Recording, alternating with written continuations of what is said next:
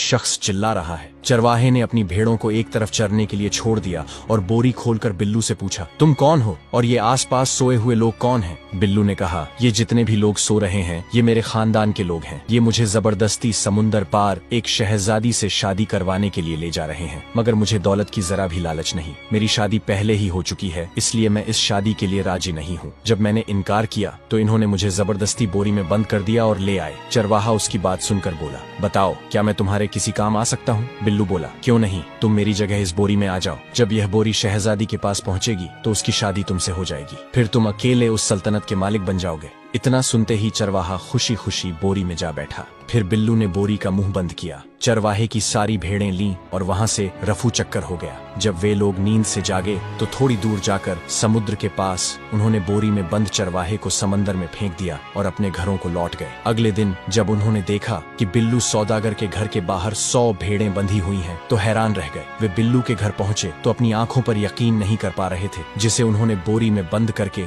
समंदर के हवाले कर दिया था। वह न केवल सही सलामत था बल्कि अपनी बीवी के साथ हंस हंसकर गप्पे भी लगा रहा था। उन्होंने बिल्लू से पूछा, हमने तो तुम्हें समंदर में फेंक दिया था, मगर तुम तो सही सलामत घर में हो और ऊपर से 100 भेड़ें भी ले आए हो। आखिर ये माजरा क्या है? बिल्लू बोला, जब तुम लोगों ने मुझे समंदर में फेंका तो एक जलपरी ने मुझे बचा लिया। वह मुझे देखते ही मुझ पर फैदा हो गई और अपने साथ समंदर के नीचे महल में ले गई। उसने मुझसे शादी की कहा तो मैंने यह कहकर इनकार कर दिया कि मैं तो पहले से ही शादीशुदा हूँ और अपने घर वापस जाना चाहता हूँ। तब उस जलपरी ने मुझे वापस आने की इजाजत दे दी और मुझे 100 भेड़ों का तोहफा देते हुए उसने मुझसे यह कहा कि जो कोई भी यहाँ जलपरियों से शादी करना चाहता है और यहाँ जिंदगी बिताना चाहता है, उसे यहाँ बोरी में बांध कर ले आना। यकीन मानो जो भी हमसे शादी करेगा उसकी जिंदगी ऐश में गुजरेगी। ये बात सुनकर वहाँ मौजूद हर शख्स कहने लगा, मैं वहाँ जाना चाहता हूँ। बिल्लू ने कहा, तुम लोग बहुत थोड़े हो, अगर इस बस्ती के सब अपराधी भी वहाँ चले जाएं तो भी कम है। उन्होंने कहा, कल हम सब लोग बस्ती के हर व्यक्ति को जाने पर राजी कर लेंगे। बिल्लू सौदागर ने कहा, ठीक है,